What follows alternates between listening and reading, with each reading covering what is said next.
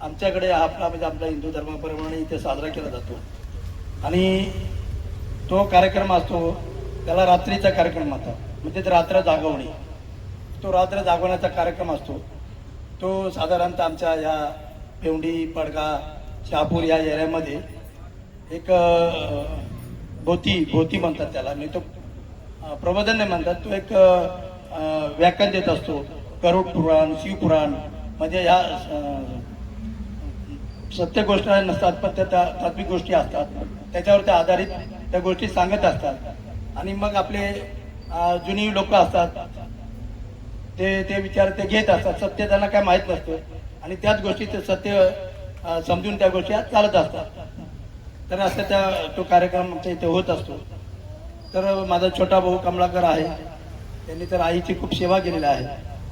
तर कमलाकर म्हणत होता आपण थोडा काहीतरी वेगळा करूया. योगायोगाने माझा विचार चालला होता. तर मी आटे साहेबांना बोललो. आटे साहेब बोलतात मग बर्वे साहेबांनी मी तुमच्याकडे पाठवतो, थोडा प्रबोधनाचा कार्यक्रम होईल. कदाचित आता इथे बसलेले माझे सर्व समाज बांधव आहेत, माझे भाऊ आहेत, माझे काका आहेत, माझे काकू आहेत, माझ्या सुना आहेत. सर्वांना माझा त्यांना राग आलेला असेल, माझ्या भावाचा राग आला असेल, यांनी कुठेतरी वेगळा कार्यक्रम आणलाय किंवा काहीतरी. तर माझा कार्यक्रम असं होतं, आपल्याला कुठेतरी सत्य समजलं पाहिजे. देवधर्माचे कार्यक्रम आपले होतच असतात, त्यानिमित्ताने थोडं वेगळं खरं आपल्याला कळायला पाहिजे. सत्य काय आहे ते गोष्टी कळावा या हेतूने माझा राग येऊ दे तुम्हाला आलं तर थोडं प्रबोधन वेगळं होतं. काही गोष्टी आता ही मी पहिली प्रथा पाडली आणि आमच्या समाजामध्ये कुजबूज सुद्धा चाललेली आहे. त्यांनी वेगळा दिशा त्यांनी दिलेली आहे, वेगळी प्रथा पाडली, काहीतरी वेगळं करतोय म्हणजे अशा. परंतु आपला समाज जर साहेबांनी सांगितले, आता बर्वे साहेबांनी सांगितले, बोराडे साहेबांनी सांगितले, गायकवाड साहेबांनी सांगितलं, तर त्याच्यातून आपण काहीतरी बोध घेतला पाहिजे. आपला समाज आपण कुठून आलोय आणि कुठे चाललो आहे, परत आपण मागच्या दिशेला जात आहोत, कुठेतरी पुन्हा जागरूक झालो पाहिजे, हा त्यांचा मागचा उद्देश आहे. आणि आपण सुद्धा जागरूक होऊन थोडा समाज विचार करून आपण संत रोहिदास महाराजांचे अनुयायी आहोत, आपण संत रोहिदासांचे अनुवंशिक आहेत. त्यांचे विचार तुम्ही घेतच नाहीये, आपण पुस्तकच वाचले नाही. मला वाटतं एकाने कोणीच पुस्तक वाचलं नसेल. जेव्हा संत रोहिदासांचे जेव्हा आपण पुस्तक वाचू तेव्हा आपल्याला कळेल त्यांनी देव सुद्धा नाकारलेला आहे. म्हणजे त्यांनी सांगितलं मनुष्य धर्म आहे, तो त्याला मनुष्य म्हणून जगता आलं पाहिजे. हेच विचार बाबासाहेबांनी पुढे नेले, पण संत रोहिदास महाराजांचे विचार आपल्यापर्यंत पोहोचत नाही. माझं असं म्हणणं होतं, साहेब आपण अजून कोणाकडे असतील ज्ञान त्यांनी सांगितलं तर ते संत रोहिदासांचे विचार, त्यांच्या ओवी इतक्या सुंदर आहेत, त्यांचं पूर्ण अनुवंशन करून सांगितलं तर ते आपल्या तळागाळच्या समाजाला ते कळेल. यापुढे तुम्ही कुठे कार्यक्रमाला गेले तर थोडा अजून अभ्यास करून जा. संत रोहिदास समाज आपला आहे तर आपण खरं सांगायचं म्हटलं बरं आता थोडे जागृत झालो. मग आपण संत बाबासाहेब आंबेडकरांचं त्यांना सोबत घेतोय. त्यांचं पूर्वी तर मला सुद्धा, मी पण पोलीस खात्यात होतो, जय भीम बोललो की मला पण राग यायचा. जय भीम म्हटलं की थोडंसं एकदम मला वेगळं वाटत, राग यायचं. जय भीम म्हणजे बाबासाहेब आपले नाहीच आहे. म्हणजे असंच असतं. बरेच वर्ष मी RSSचं काम केलं साहेब. मी कॉलेज जीवनामध्ये RSSचं, तुम्ही ज्या गोष्टीला विरोध दाखवता RSSचं, मी RSS मध्ये तारुण्यामध्ये, म्हणजे मी शाळेत जीवनापासून तर तारुण्यापर्यंत कॉलेजपर्यंत RSSचं गुरु शिक्षक म्हणजे शिक्षक म्हणून काम केले. खूप कॅम्प केलेले आहेत. वनगा साहेब होते जवाहरला, वनगा साहेब, मी जवाहरला शिकलोय माझ्या बहिणीकडे. तर वनगा साहेब वकील होते तेव्हा, आणि चंपानेकर सर म्हणजे मला शिक्षक होते कॉलेजला. आणि मग मी तरुण थोडं ते आम्ही खेळासाठी तिथे जात होतो. पहिल्या सुरुवात ती खेळासाठी झाली, लहान पोरं खेळायला वगैरे आम्ही तिथे खेळासाठी त्या RSSला जायला लागलो. मग थोडे विचार वेगवेगळे, हिंदुत्ववादी विचार, गर्व से काम हिंदू आहे. आणि मग कुठेतरी ती घटना घडलेली असते पाकिस्तानमध्ये, इकडे तर कुठली तरी घटना दाखवणार आणि ती आपल्या डोक्यात घेऊन बघा ते आपल्या हिंदूवर कसं अत्याचार झालाय, हे झालंय ते झालंय. हिंदूंनी अत्याचार केलं सांगणार नाही, हे अत्याचाराचे बघ आपल्या डोक्यात घुसणार. मग आपले तरुण पोरं असतात, कमी वय असतं, विचार करायची शक्ती नसते, मग त्याच्यावरच आपला राग निर्माण होतो. मुसलमानांचा आम्हाला राग निर्माण करावा लागतो. म्हणजे आपण खरं आपल्याला काहीच माहित नसतं. आणि मग आम्हाला ती पदवी दिली, आम्ही फक्त कामं करायचं, त्यांनी सांगितलं ते काम करावं लागेल. योगायोगाने पोलीस खात्यात आलो. माझा मला योगायोगाने मी ट्रॅफिकला, माझी काश्मीरला बदली झाली. काश्मीरला ट्रॅफिकला काम असंच 9 ते 1 वाजेपर्यंत असायचं आणि 1 ते 4 आराम असायचं. 1 ते 4 आम्हाला आपण लॉजिंग बिजिंग तिथे सर्व पोलिसाला सर्व फ्री. मग आम्ही पाहिजे तर लॉज मला जाऊन झोपायचो. माझ्या जोडीला माझा एक आगरी मित्र होता, खूप अभ्यासू, आठी साहेबांच्या याच्यात तो वारला असेल. मग ते मी पहिले गेलो ट्रॅफिक ऑफिसला, सकाळी गेलो 9 वाजता कपिले. तिथे गणपतीचं मंदिर होतं, त्या मंदिरात मी गेल्यावर पहिले मी मंदिराचं दर्शन घ्यायचो, 5 प्रदक्षिणा घालायचो आणि मी माझ्या कामाला निघायचो. तो माझा मित्र आगरी होता, तर तो अभ्यास होता, त्यांनी ते नाकारलं होतं त्या गोष्टी. मला काय ते बोलायचं नाही, विरोध केला नाही त्यांनी. मला म्हणत अरे काय माहिती का अंकुश, काही गोष्टींना सत्य स्वीकारला पाहिजे, सत्य स्वीकारला पाहिजे. आता मी पण अभ्यास, मी मला वाचनाची खूप आवड होती, पण माझ्याकडे हे साहित्य येऊनच केलं नाही ना. मी वेगवेगळ्या पद्धतीने साहित्य जपलं, म्हणजे ज्यांनी ब्राह्मणांनी ते दिले आता आपण शिकतोय ते साहित्य वाचत गेलो. खरं साहित्य आपण वाचलंच नाही, बरंच साहित्य आपलं पोलं गेलेलं ते वाचलं नाही. आता योगायोगा आपण बघतोय छत्रपती शिवाजी महाराजांचं कितीतरी सत्य गोष्टी आपल्याला लपून ठेवलेल्या होत्या. संभाजी महाराजांना तर आपण या ब्राह्मणांनी, संभाजी महाराज म्हणजे वाया गेलेला एक मुलगा आहे, म्हणजे त्याचं चरित्र त्याचं खराब दाखवलं, चरित्र आनंद केलं, अशा पद्धतीने त्याचं आपल्याला शिकवलं गेलं होतं. मग त्याचा बरेच आता लेखक पुढे आले, अमोल कोल्हे वगैरे सारखे दिग्दर्शक पुढे आले, त्यांनी त्याचं खरं चरित्र समोर आणलं आणि त्या लोकांना कळालं का हा शूरवीर होता. एक पण युद्ध न आलेला संभाजी महाराज एकमेव व्यक्ती होते. आणि ते संभाजी महाराजांचं एक तत्व होतं, त्यांनी कधी माघार घेतली नाही. शिवाजी महाराज हुशार होते आणि त्यांचे सवंगडी चांगले होते, कारण राजा जगला पाहिजे म्हणून ते त्यांना शपथ घालून त्यांना पाठवत होते. आणि संभाजी महाराजांचं काय होतं, संभाजी महाराज ते कधी सोन्यानं सोडून निघून गेले नाही. आणि ह्या त्यांच्या स्वभावामुळे संभाजी महाराज अडकले. तेव्हा सुद्धा त्यांना जाण्याची संधी होती, पण त्यांनी आपल्या मावळ्यांना सोडून गेले नाही आणि आपल्याला तो वेगळा इतिहास बघायला मिळाला. माझा सांगायचा उद्देश असं होतं, म्हणजे ते मी आता ते ट्रॅफिकला ऑफिसला असताना मी आलो तिथे आणि मग तुम्हाला मला त्यांनी तो बोलता सत्य गोष्ट शोधली पाहिजे. मग त्यांनी पुस्तक दिला मला, देवळांचा धर्म आणि धर्माची देवळे. तो प्रबोधनकार ठाकरेंचं पुस्तक, त्यांनी छोटं पुस्तक घेतो 30-40 पानांचं पुस्तक असेल, त्यांनी मला वाचायला दिलं. मला मी ते तोड देऊन 5 वाज मी काय लक्ष घालायचं नाही. त्यांनी तो बोललो तू वाच. सुरुवात काय माहिती का, हे देव आहे ना, हे देव कसे तयार झाले, देवळं कशी तयार झाली, आपल्या कुठल्या समाजाला माहित नाही. आता आपण सांगायला गेलो तर ते म्हणतात देवाच्या विरोधात गेला, हा देवाच्या विरोधात, हा काहीतरी सांगतोय. हे अरे बाबांनो, या बाबासाहेब जे आहेत ना, जन्माला आले ना, आणि त्याच्यामुळेच आपण एकत्र बसायची पण आपल्याला शक्ती होती. आता आपण एकत्र बसलोय, मस्त खुर्च्या बिर्च्या टाकून आपण बोलतोय बिनधास्त. ही संविधानाची ताकद आहे.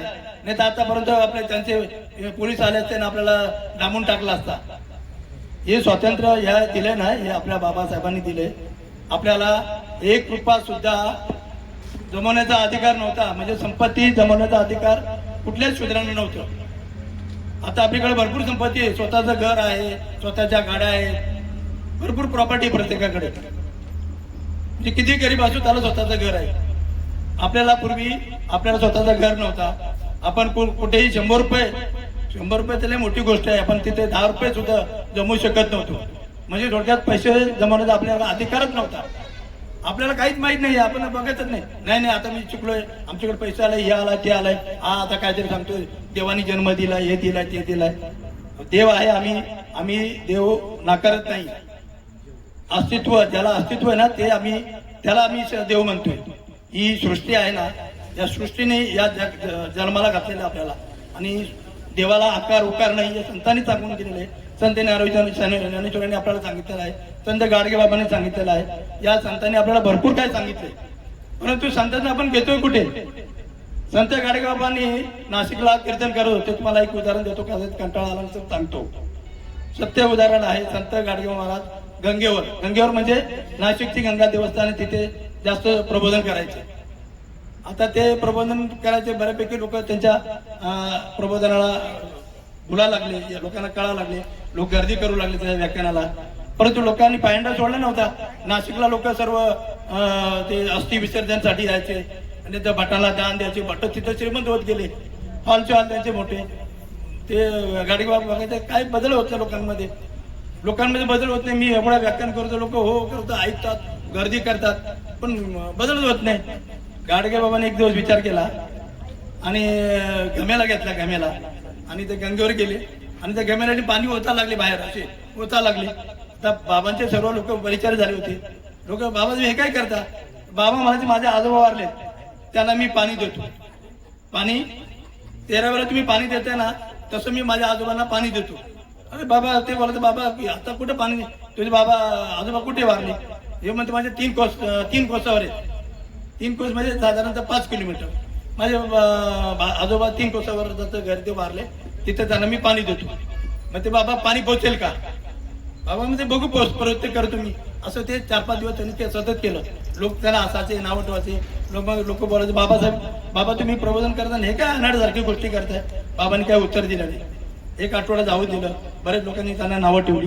त्यातले लोक ते बरेच येऊन परत प्रबोधनाला बाबांच्या प्रबोधनाला बसले. आणि ते बाबासाहेब गाडगे बाबांनी सांगितलं, अरे बाबांनो बघा, बोलतो मी एवढा पाणी ओतला तरी माझ्या आजोबापर्यंत पाणी पोचला नाही. आणि तुम्ही बोलतो ते पाणी द्यायला येतात हे लोक, हे भट तुम्हाला लुटतायत, फी सांगतात, काही बी तुम्हाला सांगतात, ही बळी, नाक बळी, ते बळी, ही भीती घालवतात. भीती हे ते काहीच नाही, पण तुम्हाला भीती देतात.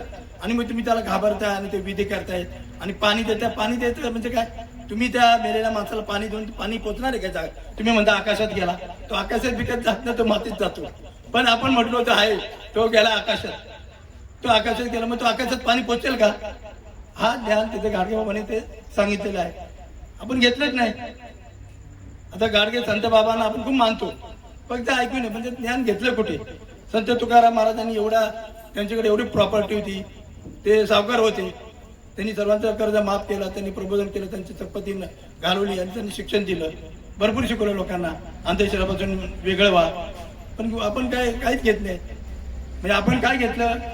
जे 3% आहेत ना परदेशीतून आलेले ब्राह्मण, त्यांच्याच सर्व विधी आपण स्वीकारतोय. आणि बाबासाहेबांनी सोडून त्यांचा तिरस्कार केलेला नाही. बाबासाहेबांनी कायदा केला, तो त्यांचा तिरस्कार केला नाही. एखाद्याला मारलं, ब्राह्मणाने मारलं तरी त्याला 30 शिक्षा, आपण मारलं तरी त्याला 30 शिक्षा. पण पूर्वी मनुस्मृतीप्रमाणे हा कायदा चालत होता. आता संविधानाप्रमाणे चालतो ना, तसा कायदा मनुस्मृतीचा होता. मनुस्मृतीचा कायदा आपल्या कोणाला माहितीच नाही काय ते. जे खरोखर आपण जेव्हा वाचू ना, तेव्हा त्याला आपल्याला राग निर्माण होईल. खूप काही त्याच्यामध्ये वाईट, म्हणजे आपल्यासाठी खूप वाईट आहे. त्या मनुस्मृतीच्या कायद्याप्रमाणे चालत होता. मनुस्मृती अशी होती, ब्राह्मणाने एखाद्याला मारलं त्याला काही शिक्षा नाही, आणि शूद्राने एकाला जर मारलं तर त्याला मृत्यूदंडाची शिक्षा होती. शूद्राने मारलं त्याला कमी शिक्षा होती. म्हणजे शूद्र असेल त्यांना अक्षरशः मृत्यू शिक्षा. असं वेगवेगळा एकच काम एकच केलं त्यांनी, पुन्हा एकच केलाय, पण शिक्षा वेगवेगळ्या पद्धतीने असायची.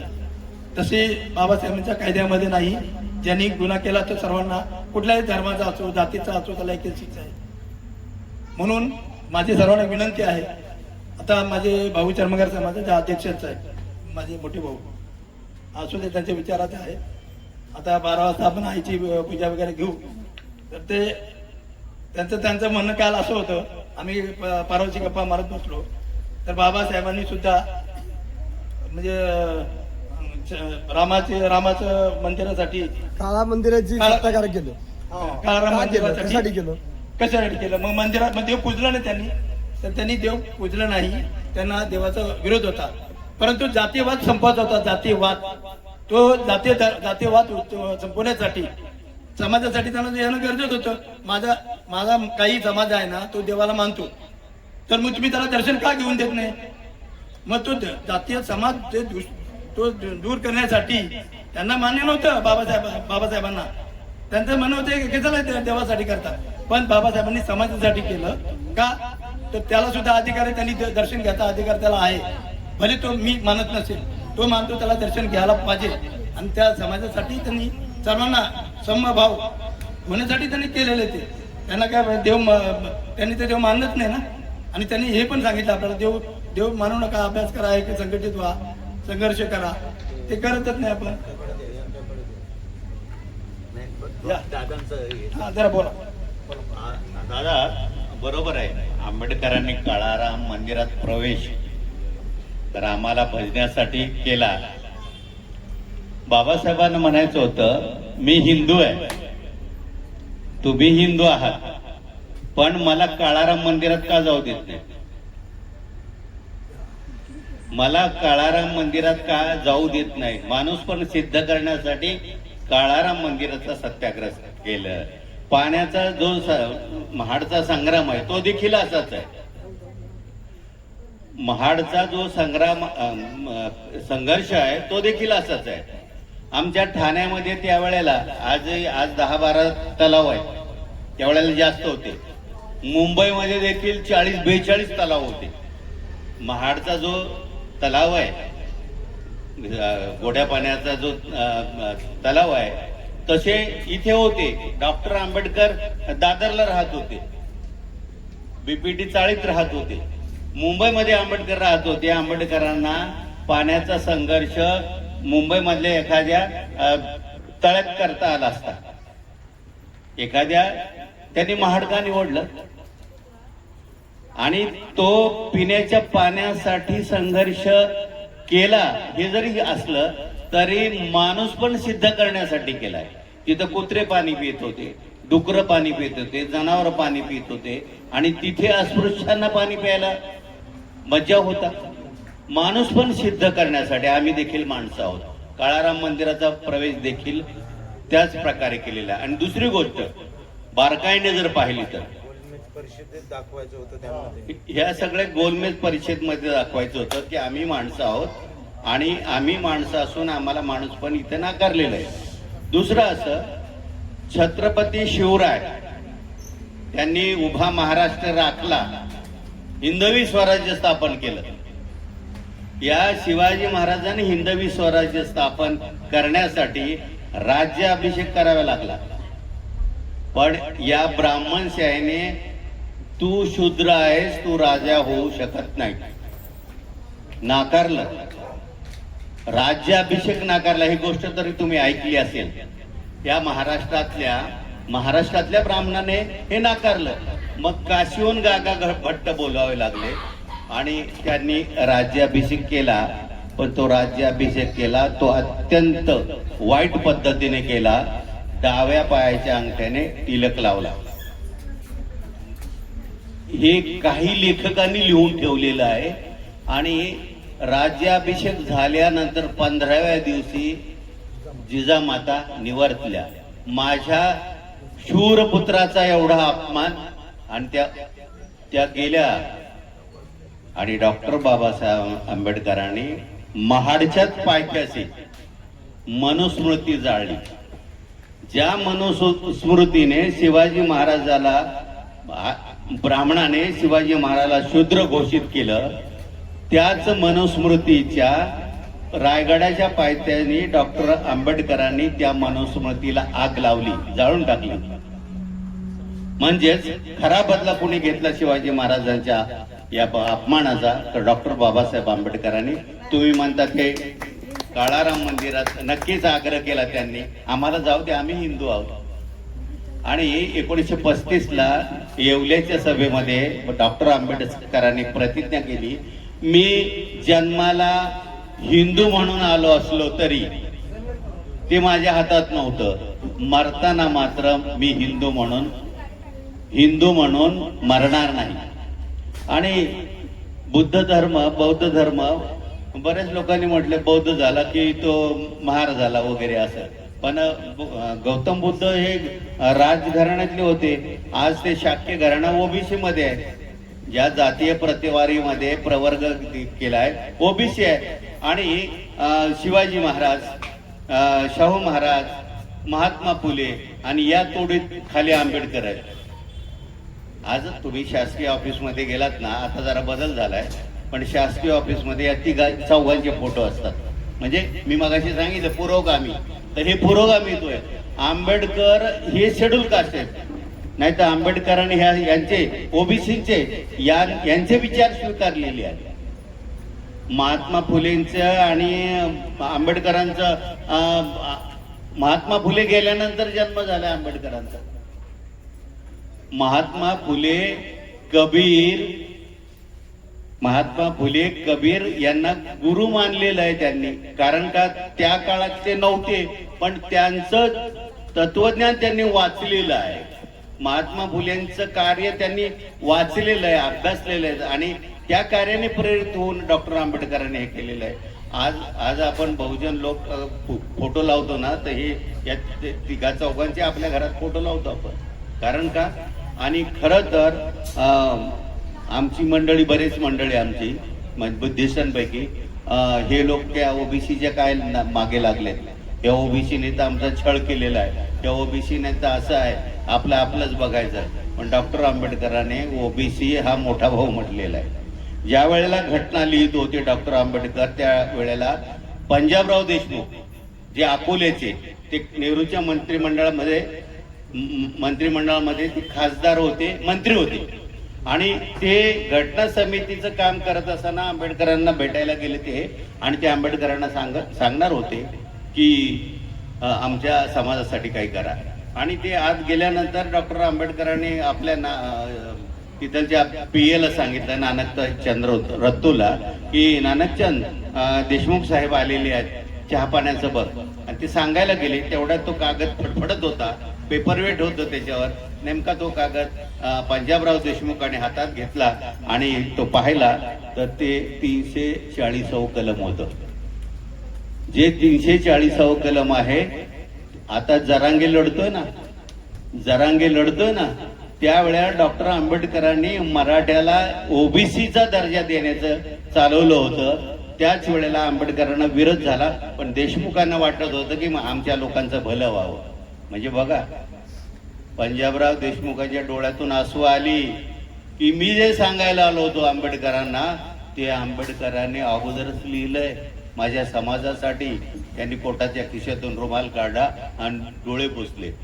म्हणजे एवढी दूरदृष्टी त्यांची होती. आपण म्हणता ते बरोबर आहे की त्यांनी आग्रह केला, काळाराम मंदिरात मला दर्शन घ्यायचंय, घेऊ द्या, पण ते घेऊ दिलं नाही. दगडफेक झाली, खोप पडली, पण हे सिद्ध करायचं होतं गोलमेज परिषदेचं, आम्ही हिंदू आहोत, ते हिंदू आहेत, हिंदू म्हणून आम्हाला अधिकार देतात का माणूस म्हणून जगण्याचं. धन्यवाद.